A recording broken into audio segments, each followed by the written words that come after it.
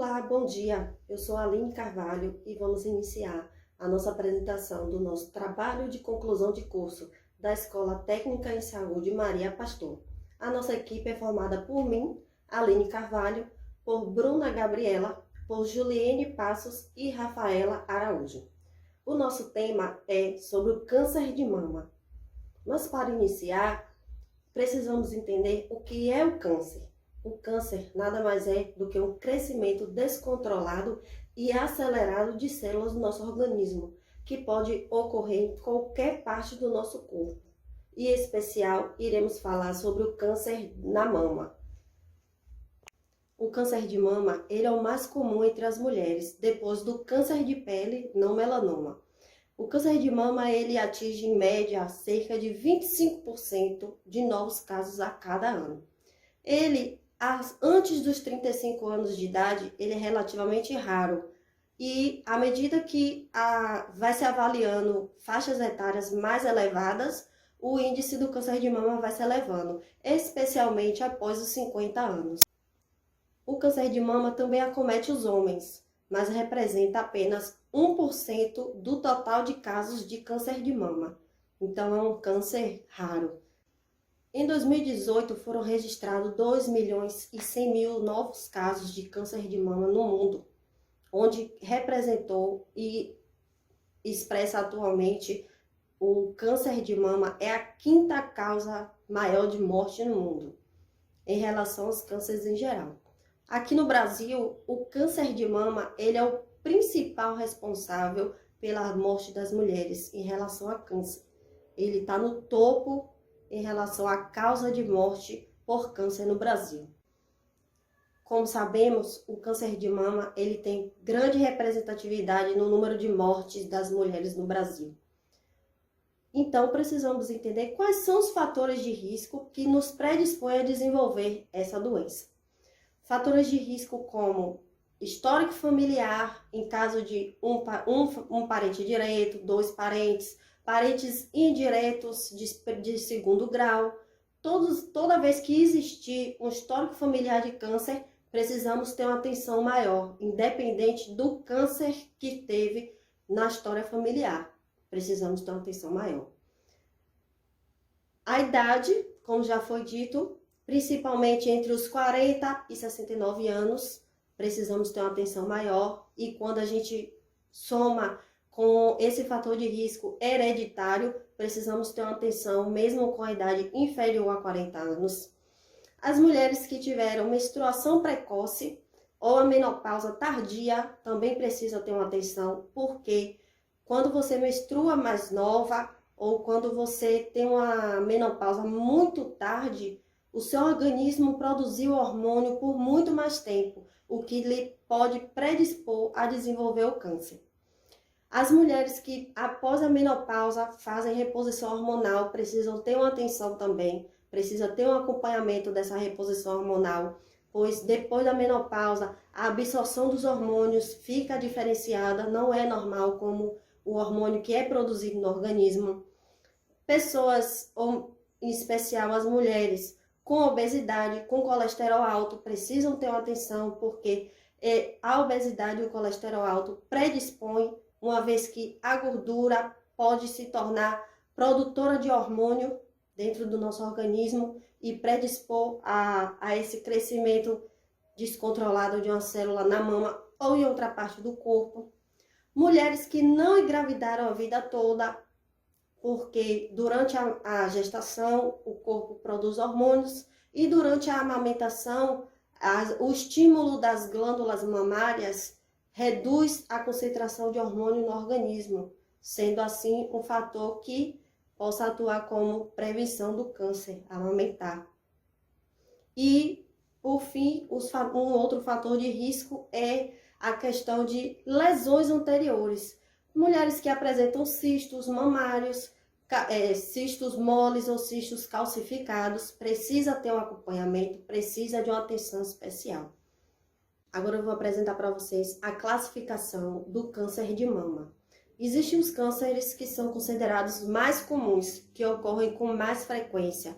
Eu vou mostrar aqui uma imagem com a estrutura da mama para que fique melhor o entendimento. Essa aqui é a imagem, a vista lateral da mama. Então, os mais comuns é o carcinoma ductal, onde ele se divide em dois tipos, o in situ e o invasivo.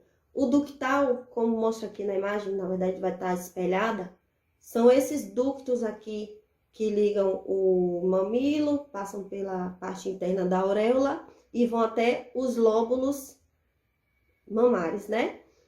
Um dos mais comuns é o carcinoma ductal, que fica nessa região aqui dos ductos. Um tipo in situ, que está dentro do ducto, e o invasivo, onde ele inicia no ducto, mas ele extravasa o ducto mamário, onde ocorre a produção do leite no lóbulo e ele passa por esse canal que é o ducto mamário. Um outro tipo mais comum de classificação é o carcinoma lobular. Esse já ocorre nesta parte aqui, que são os lóbulos onde são produzidos o leite. E da mesma forma, tem a variação o in situ, que é dentro do lóbulo mamário, e tem o invasivo, que ele inicia no lóbulo, mas ele extravasa. Entre os comuns também tem os cânceres do tecido conjuntivo. Ele pode atingir o músculo, pode atingir essa região de gordura do seio, pode chegar a um nível de extravasar e passar para os vasos sanguíneos e vasos linfáticos. Quando o câncer inicia nesse modo, quando ele é um câncer nos vasos sanguíneos ou nos vasos linfáticos, ele é chamado de angiosarcoma. Falando sobre a classificação ainda dos cânceres de mama, os menos comuns são câncer de mama inflamatório, que esse tem um prognóstico não tão positivo, porque ele tem sintomas e sinais diferentes dos sintomas clássicos do câncer de mama. E com isso, acaba tendo um diagnóstico de forma tardia, com o estágio avançado desse câncer, e não é tão comum, mas existe. Um outro tipo de câncer é conhecido como doença de Paget. Ele atua nos ductos mamários, conforme a imagem anterior que eu mostrei para vocês, mas ele se direciona para a auréola e o mamilo. Ele não adentra a mama, ele vai para a extremidade externa da mama. E o último dos não tão comuns, menos frequentes, é o tumor filoide. Ele é extremamente raro. Agora, uma característica dele é que ele é um nódulo duro. São nódulos duros e que pode aparecer em qualquer região da mama. Agora, eu vou passar a palavra para a colega Rafaela Araújo, que vai dar continuidade à apresentação do nosso trabalho de conclusão de curso. Tenham todos um bom dia. Olá, eu me chamo Rafaela e vou estar dando continuidade à minha colega falando um pouco sobre o diagnóstico do câncer de mama. Primeiramente, o exame é o autoexame que é realizado pela própria mulher, feito uma vez por mês, a palpação das mamas, dos seios, para ela verificar se tem alguma protuberância, inchaços, algum tumor ou nódulo apalpável. O segundo exame é um exame clínico, né, que é realizado pelo médico, onde ele faz a solicitação da mamografia e da ultrassonografia. Sendo que a mamografia é um exame mais importante para a detecção de algum tumor, algum nódulo, que poderia ser o câncer de mama. A mamografia, ela é o principal exame, mas é solicitada também a ultrassom para complementar a mamografia, porque a ultrassom facilita a visualização de nódulos ou cisto, né? A visualização, no caso da ultrassom, é melhor para ver qual tipo de cisto ou de nódulo que está ali na mama. É um exame complementar à ultrassom e, assim, muito importante no caso da visualização dos possíveis tumores. Um dos exames também que pode ser solicitado pelo médico seria uma ressonância magnética. Essa ressonância magnética, ela é solicitada no caso de pacientes que já têm assim uma tendência maior a ter o câncer e fatores de risco. Ela também é solicitada no caso da paciente que já foi diagnosticada com câncer de mama, para melhor visualização no caso de áreas que a mamografia e a ultrassonografia não vê. Ela é tipo um exame mais profundo que consegue rastrear e visualizar melhor áreas que não foram possíveis ser vistas ou localizadas pela mamografia. Agora eu vou falar um pouco sobre o tratamento do câncer de mama. O tratamento, no caso, depende do grau, assim, do estágio em que se encontra o câncer. O tratamento pode ser feito cirúrgico, quimioterápico ou radioterápico. No caso, essas modalidades são divididas entre o tratamento local, que é um tratamento diretamente na mama, que seria a cirurgia ou a radioterapia, ou os dois em conjunto, primeiro a rádio e depois a cirurgia. Também temos o tratamento sistêmico, que seria, no caso, um tratamento de quimioterapia ou hormonioterapia, que age no sistema do paciente. Lembrando também que o câncer é dividido entre estágios. Temos até 4 estágios. O primeiro e segundo estágio, geralmente, é quando são tumores menores, que são feitas a cirurgia para retirada do tumor, ou pode ser feita também a mastectomia radical, que é a retirada total da mama.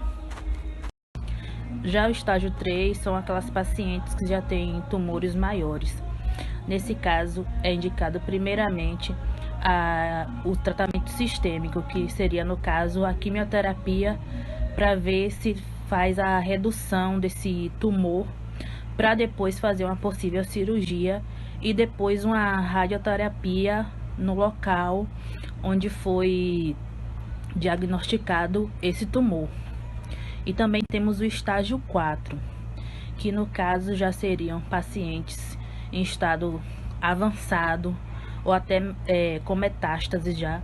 Aí o profissional vai avaliar os riscos, se é vantajoso fazer esse tratamento sistêmico ou local, e avaliar a vantagem e as desvantagens desse tratamento, avaliando também a qualidade de vida desse paciente, sendo que nesse estágio 4 já é mais indicado o tratamento remissivo, que no caso seria um tratamento simplesmente para aplacar as dores, diminuir as dores e dar um pouco mais de conforto e estabilidade a esse paciente.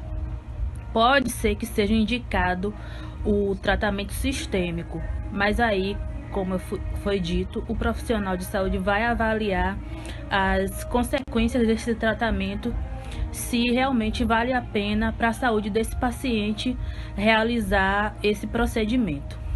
Eu vou estar passando agora para minha amiga Bruna, que vai dar continuidade falando sobre um caso real de câncer de mama.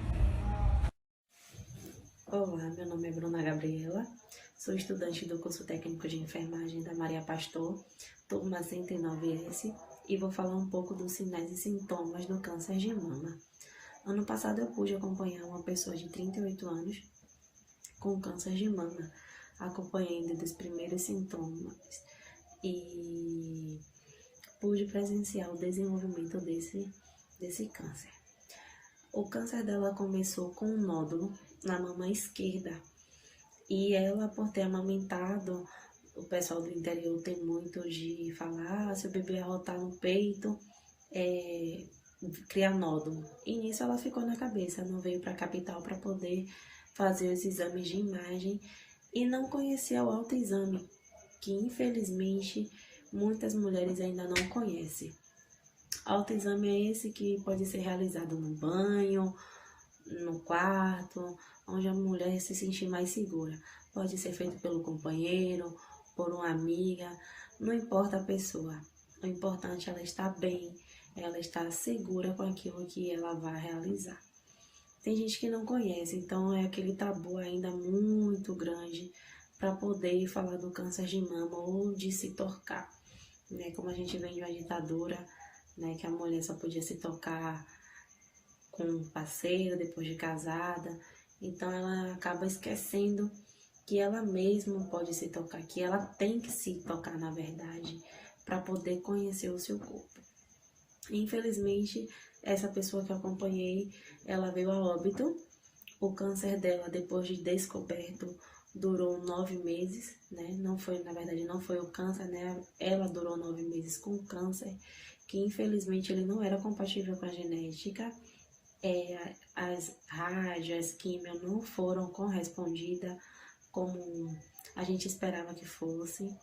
E infelizmente ela veio a óbito.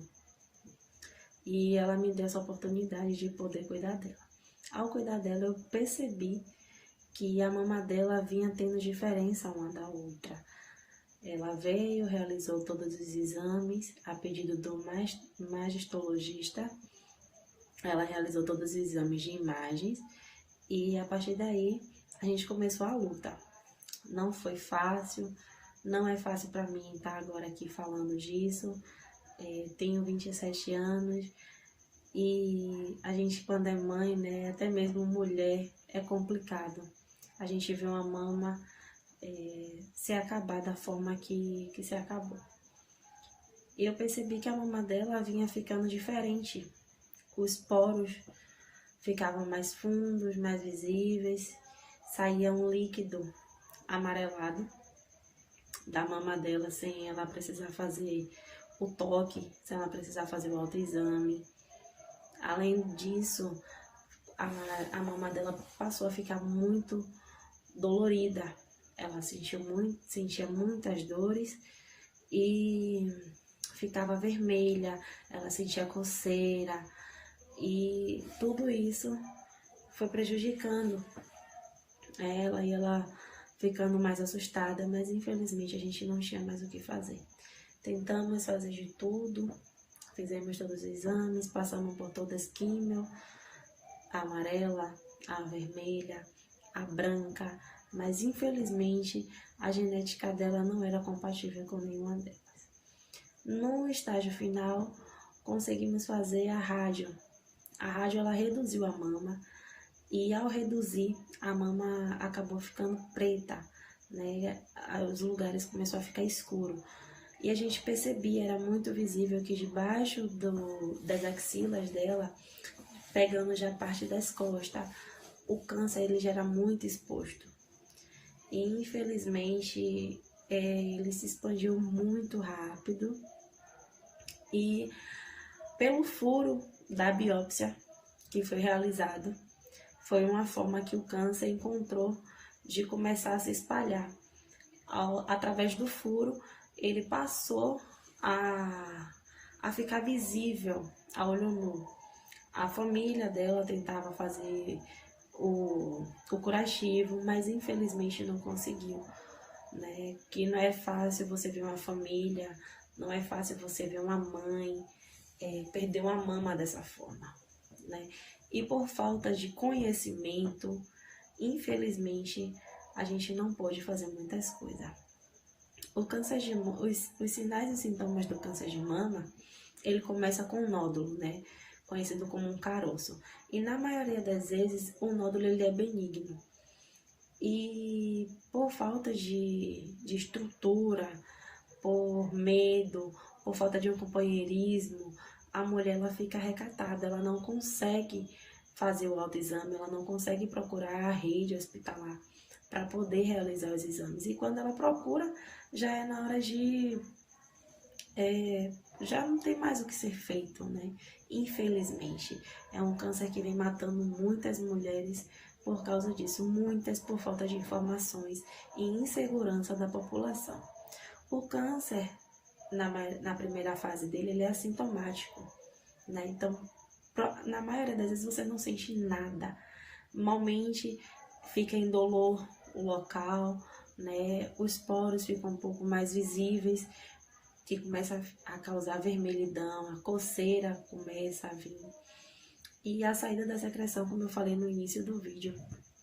Se houver necessidade, quando a mulher começa a sentir esses sinais, esses sintomas, o médico já passa o exame de imagens, né? É aí que a gente começa a ver o tipo de exame e a saber com que tipo de câncer a gente está lidando. Que infelizmente é muito complicado, tanto para a mulher quanto para a família, principalmente quando essa mulher tem filho. E não, o câncer de mama não atinge só mulheres que foram mães, que são mães, né? É um câncer genético, é um câncer que qualquer mulher pode ter. E se não cuidar, e se não for descoberto cedo, infelizmente a gente não pode fazer mais nada. É um pouco complicado eu estar falando do câncer. Como eu disse, não foi fácil acompanhar. Eu acompanhei os estágios todinho e pude ver. Ao limpar o local do câncer, né, na verdade, a mulher acima dos 40 anos tem que procurar uma rede médica, pública ou particular para realizar o exame de mamografia. Só aí a gente vai saber se a gente tem ou não um nódulo, se ele é benigno ou se ele é maligno. E a partir daí, ele sendo maligno, a gente tem ainda a possibilidade de fazer cirurgia, de fazer a redução da mama, de ter todos os cuidados, né? Por falta de estrutura, por falta de comunicação, por vergonha, a mulher ela se esconde muito para fazer esse tipo de exame. E por causar um pouquinho de dor, que é normal, é muito normal sentir um pouquinho de dor na mama ao realizar o exame. E antes dela fazer o exame de imagem, que é a mamografia, ela pode estar realizando o exame do toque. Ela põe a mão atrás da nuca e com a outra mão ela vai pressionando em movimentos circulares a mama toda. Ela olhou a mama, ela viu que ela não tem nada na mama. A gente vai olhar só a mama? Não. A gente vai para a axila também. E na axila a gente começa a realizar o autoexame com movimentos circulares, de dentro para fora ou de fora para dentro, como preferir, contanto que realize.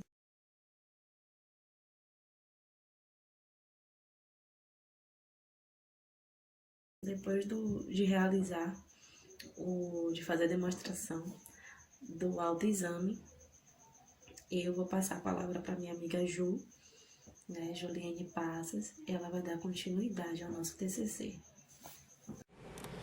Eu me chamo Juliane Passos e irei abordar sobre a prevenção do câncer de mama, né, fazendo complementação a tudo que as colegas falaram. A prevenção, né, do câncer de mama, ela nada mais é do que o trabalhar dos fatores de risco, né, conforme a colega Aline falou. Não se tem a possibilidade, né, de se extinguir um câncer de mama, que ele surja, mas a gente pode diminuir a probabilidade da existência do mesmo, né, como trabalhando em cima dos fatores de risco, né, no controle do colesterol, o controle de açúcar, se existe casos pré-existentes, um acompanhamento mais eficiente, adequado, mais árduo, né, médico, na realização de exames, uma alimentação saudável, atividades físicas. Nesse quesito é muito importante, né, a mulher conhecer o seu próprio corpo, até porque quando a gente, embora homens tenham a probabilidade de ter câncer de mama, a porcentagem é muito pouca, é 1%. Né? Dentro de todos os casos existentes, 1% acomete aos homens. Então, assim, sempre que a gente bate na tecla do câncer de mama, a gente sempre frisa as mulheres, porque são alvos maiores do índice, né? E um dos cânceres que mais mata mulheres, né, no Brasil e no mundo, porque a gente tem essas evidências, essa estatística alta em relação a isso, né? Além dos fatores de risco, né, que eles são um dos maiores vilões, tem também a questão social, né? A gente tem todo um contexto histórico e social. Muitas das mulheres, às vezes, ela até consegue identificar o câncer de mama. Não se sabe se é logo no início, né? Ela até consegue identificar em um autoexame realizado. Mas o que é que acontece? Algumas dessas mulheres, elas cogitam a possibilidade de ser alguma coisa. E aí vão no médico, né? Identificou lá um carocinho, um nódulo apalpando, ou então fez uma ultrassom no exame de rotina, né?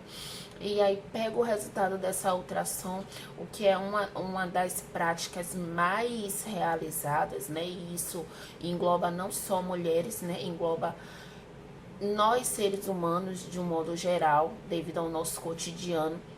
Marcamos, às vezes, consulta por sentir alguma coisa, né, num determinado momento, e por aquilo não estar nos incomodando mais, a gente vai no médico, realiza exames, por aquilo não estar nos incomodando mais, né, não ser algo que esteja mais trazendo um desconforto, então a gente geralmente não retorna ao médico para levar os exames, então a gente perde a validade daqueles exames. O que é que acontece? Precisa realizar novamente. A gente tem um déficit no nosso sistema único de saúde, que é o SUS, né? Para marcações de consulta, marcações de exame, requer tempo, requer paciência, requer uma espera grande. Então, assim, se a gente relapso, né?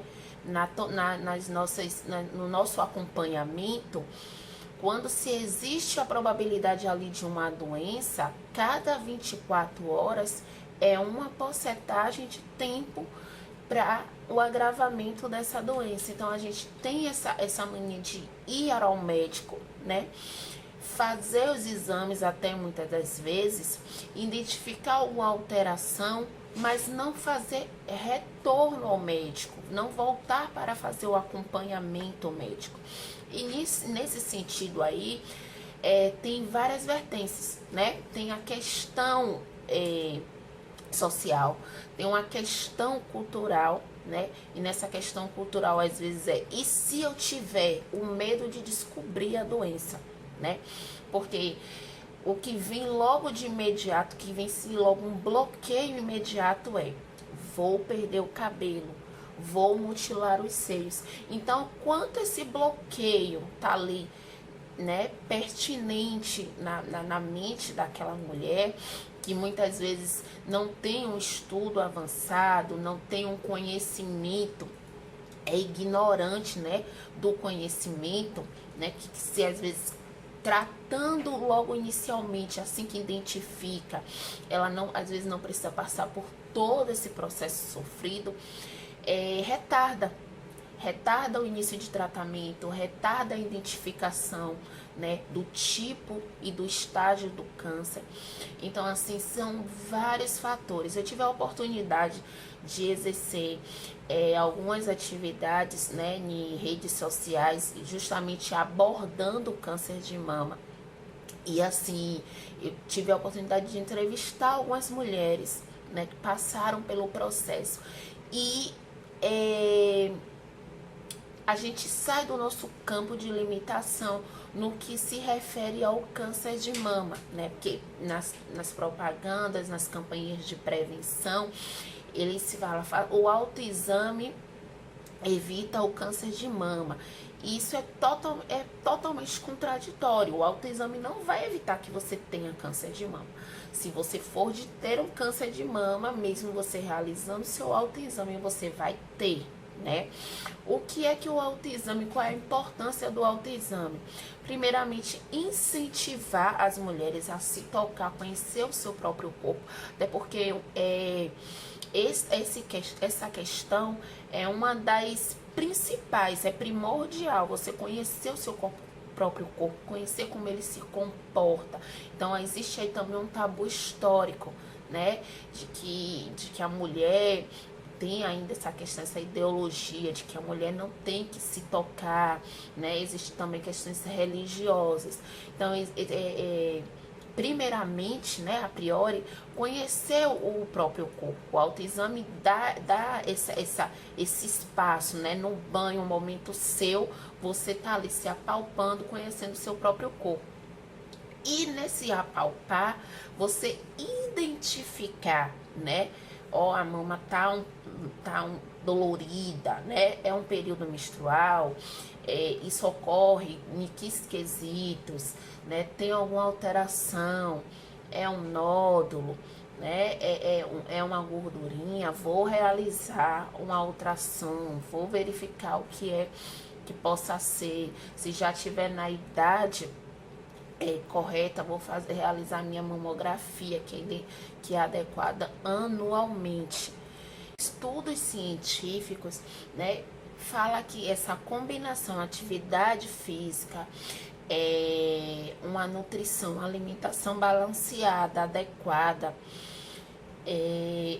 e acompanhamento, né? Um acompanhamento, conhecendo o próprio corpo, realizando seus exames periodicamente, um acompanhamento médico com o seu ginecologista ou seu médico clínico de confiança. Essa junção, né, faz parte da prevenção, ressaltando que prevenir não é evitar que aconteça, mesmo com todo esse contexto, mesmo tendo realizado toda essa questão, ocorre sim a possibilidade de existir o câncer de mama. Mas o que difere de você não fazer isso? Difere que você vai identificá-lo, né, com mais rapidez, com mais agilidade. Ele não estando em um estágio avançado, o que facilita o tratamento será menos agressivo, as chances, né, a probabilidade de cura, ela aumenta, né, muito, e até a possibilidade de não ter a mutilação da mama, né? Quando se descobre no início, né, quando a gente faz essa combinação da prevenção, a gente evita até que chegue nesse estágio de mutilar.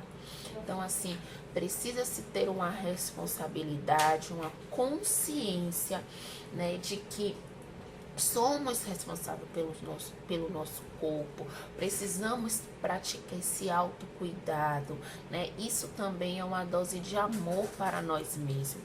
É por isso que a campanha do Outubro Rosa ela é muito importante, que em meio a toda a correria se faz necessário esse momento, né, que a mulher precisa se olhar.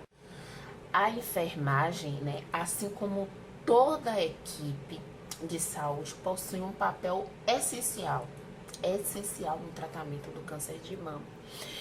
Sendo de extrema importância, a enfermagem vai auxiliar no tratamento das possíveis complicações, né, dando todo o incentivo e apoio ao paciente, né, que vai ser necessário no enfrentamento do câncer, as consequências, auxiliando a concluir, né, o tratamento.